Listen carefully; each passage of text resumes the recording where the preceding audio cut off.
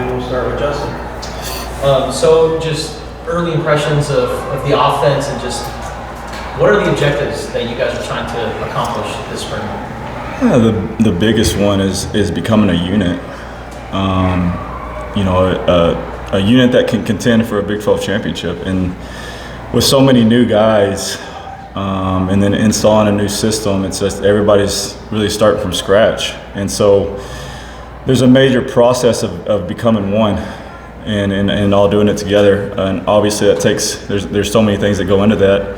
And part of it's just learning, what we do and getting lined up fast and operating fast and with the effort that we expect, and then the coaching points, and then executing what we expect, right? And then, owning the accountability, owning it and fixing it. So, we talk about red line around here all the time, and that's Coach B's, big, that's his big standard here, the standard of what we're going to do at Arizona. And that starts with effort, and then it goes to execution, and then it goes to accountability. So, we're just basically installing a scheme and installing the standard of play that we expect from them.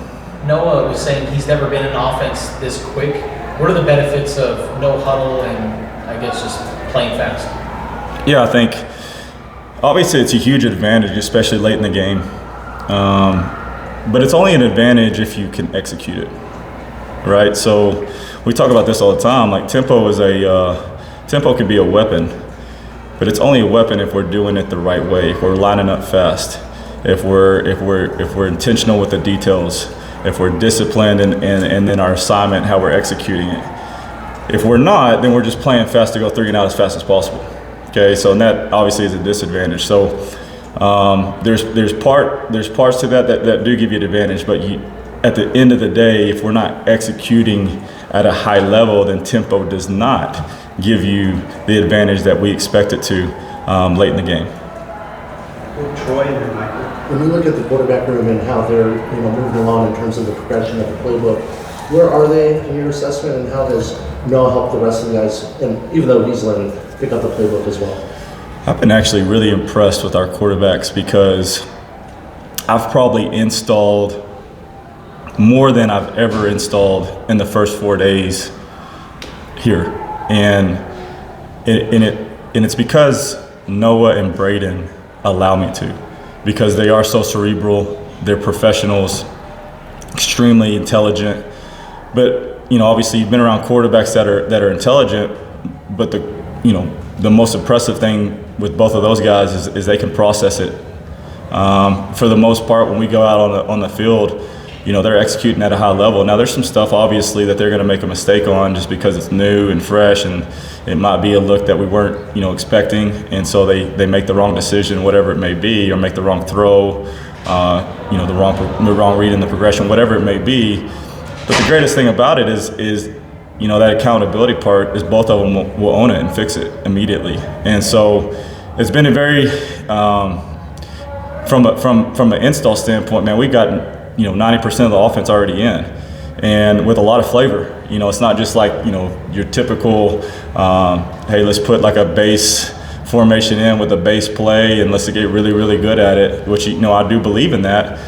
But those two guys have allowed us to really put some flavor on what we're doing so far, and I feel like we're ahead of the curve from that standpoint. And then Noah, after the first practice when he was doing the interviews here, he said, I thought I was going fast, but then you guys were saying, gotta be faster. So he was a little shocked at the speed of it. How difficult is it for a player to pick up on that in terms of practicing? Yeah, I think the biggest challenge for the offense, and I can only speak for the offense, is changing the mentality of what we expect and what our standard is, right? And so, I think that's what he's referring to when he said that, is like after the first day, they felt like we were going fast, and in my eyes, that wasn't the standard. The standard can be faster, and so we're trying to push it to the extreme limits. And if we can, and we can execute it, then I think we can be really dangerous. Like I said, I think obviously with beating defenses to lining up, them, not being able to sub, and then like I said, like late in the game, their lung capacity isn't the same as ours because that's what we do every day. Michael and Justin. I have two questions for you about the offensive line. The first one, in general, what are you asking of the offensive linemen that might be different from what they were doing before, and what's that learning curve kind of like? I feel like me and Coach Oglesby have really, we've really hit it off. We're working really well together. So I've taken a lot of what he's done in the past and applied it to what we're doing, you know, what I want to do schematically. And so some of the stuff that he feels very comfortable coaching has been, you know, relatively the same in general terms.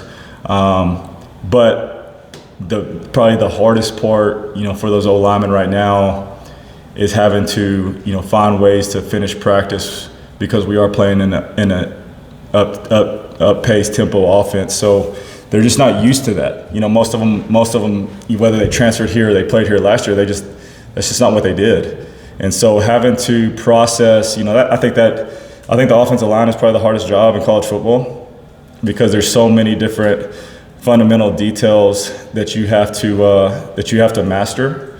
There's an ID, you know, process to every play that you have to understand, like what you're getting from a front standpoint, from a pressure standpoint, from an alignment standpoint.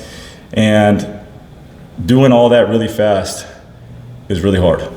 And so that's probably the most challenging thing for the offensive line so far that I've asked them to do that they haven't done in the past is execute tempo.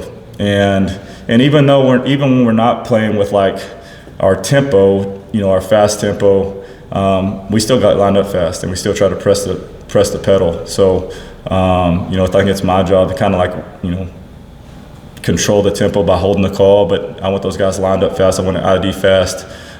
So, you know, it always perceives that we're playing with pace.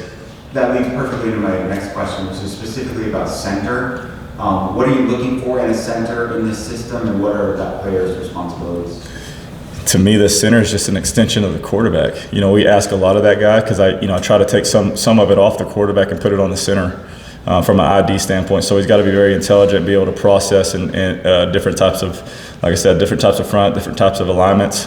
He's got to know the structure of the coverage shell at times to understand what he's getting, you know, front side, back side, whatever it may be, you know, whatever the scheme is.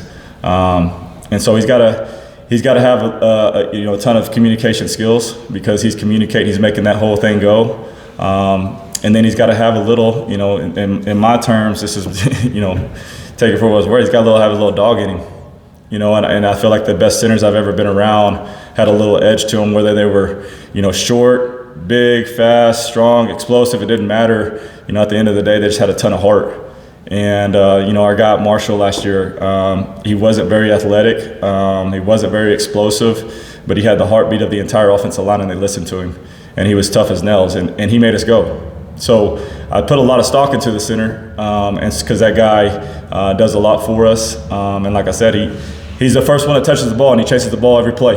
And so he's the first one to get lined up and get us going. So it's a major major piece for what we do, and that guy has to be, like I said, he's got to be a dog. When you were at Marshall last year, what was it like learning the coach-to-player communication in the helmet, and how has that been in the early stages this year? You know, it was unique at first, but I've really come to love it. And you know, like I said, since we're playing with a no huddle and playing we're operating no huddle and playing with pace, playing with tempo, it allows me to see the picture. And then when it ends up being a longer play call, you know, I can help the quarterback by telling him what the protection is. You remind him on a little tip and reminder there, whether it be, you know, hey, we're in a certain set, so you don't have a backside route. Remember that. Or you know, sometimes, you know, I can see it quicker than he can see it, and maybe we flip the protection, or I can get us into a better play just because they're aligned fast and I can still talk to him. But it only works if we align fast, right? Because we get cut off. So part of our process of playing with tempo and aligning fast is allow me to communicate as much information as I can to Noah or Braden, whoever's in there, so it allows them to have the, you know, best chance to have success. And then what do you think about your collection of running backs and how they're going to be used in the offense? Yeah, I think Zoe and Lau have done a great job with those guys through the offseason of creating a standard there. I think that room is extremely tough. I think there's every single one of them bring a little bit of a different skill set to the table. So it's going to be unique to go through this process of spring ball and summer and figure out how we're going to use them as a unit, right? Because like I said, they all, Marty's fast. Quincy has a little bit of a feel in space. Ked can kind of do it all, a little bit more powerful. And Mike's super explosive, right? And then we got the young guys coming in to see what they can do. But it's going to be unique to see, how that continues to progress. And then I have to do a great job of understanding what they do best and try to, put us in a position to have the most success each play with that specific runner in. Michael and then Cohen. You talked about working with Coach Oglesby with the offensive line. We're going to put Brennan to a degree, I guess, with wide receivers, right? Because that's kind of his position. What are some of the things that you've learned from him, maybe about coaching wide receivers, and how is that kind of relationship evolved? The first unit meeting I ever had, I challenged the receivers. Okay, and this is what I believe in this offense, in this specific scheme. I've been at places where you had really, really good receiver play, at times elite receiver play, and this offense really goes. And then I've been at places where you didn't have that, and the offense, struggles tremendously in the pass game. So for us to do what we want to do, that receiver play has to be, executed at a high level. And I really believe that we can get them there because of Coach Wade and Coach Brennan. Because, walk into this building when I did that, challenged the receivers. The standard of that position has been the same, before I got here. Bobby expects that. Coach Brennan expects that. And so for me as a coordinator and a guy that's installing an offense that, puts a lot of premium on a receiver play, it's just good to know those guys see it through the same lens. And honestly, if I'm being completely transparent, it was one of the reasons I actually decided to come to Arizona was Bobby Wade.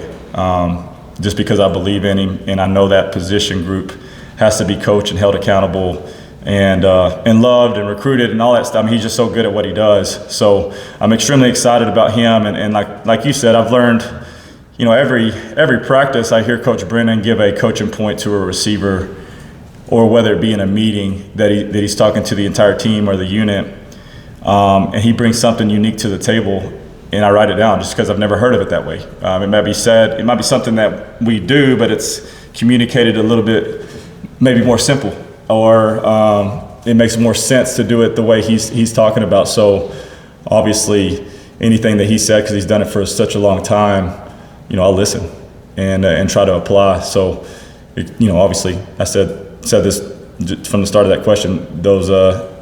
That receiver group is we need them to be really good for us to go, and they know that because we talk about it every day.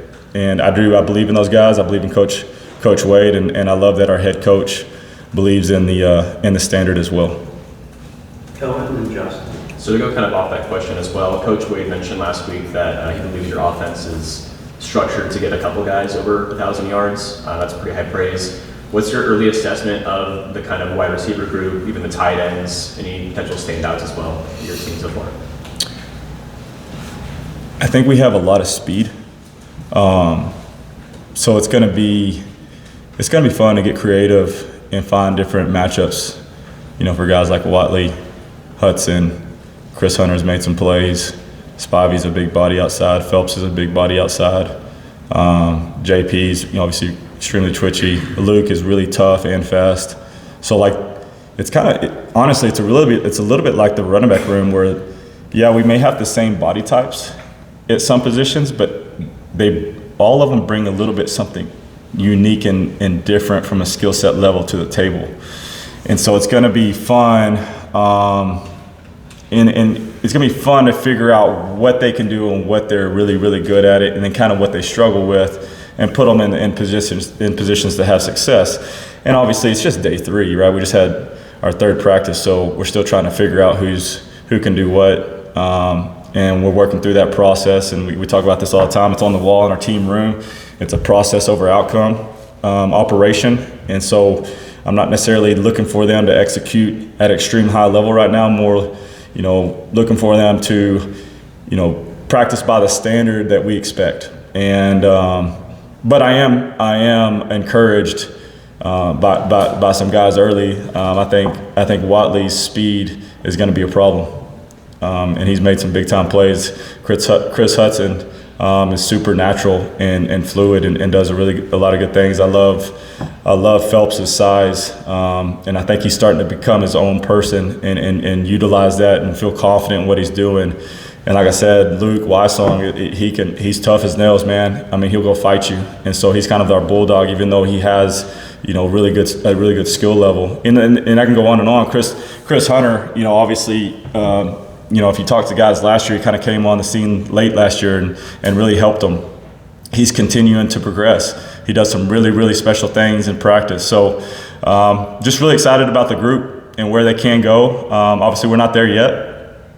But I believe in the group, and I believe in who's leading them, and I do think by the end of this we'll have a position group of wideouts that we can use as a weapon, So. Lastly to Justin. Sawyer Anderson, 14,000 yards in Dallas. When did he come on your radar, and just what do you think about the quarterback he is, and just his legacy as a Dallas quarterback?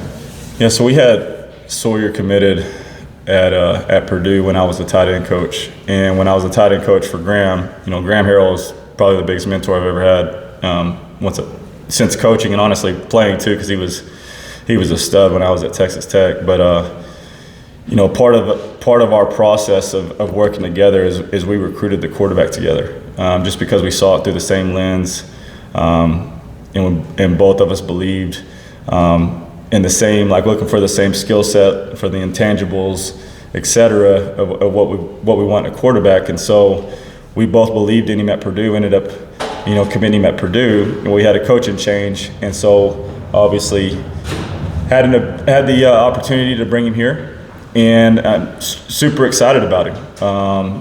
Obviously, just like we've talked about, what you guys have seen on tape, of his high school tape, he's very, very twitchy. He has the ability to run. The ball comes out of his hand extremely fast and quick, and he can process very quickly.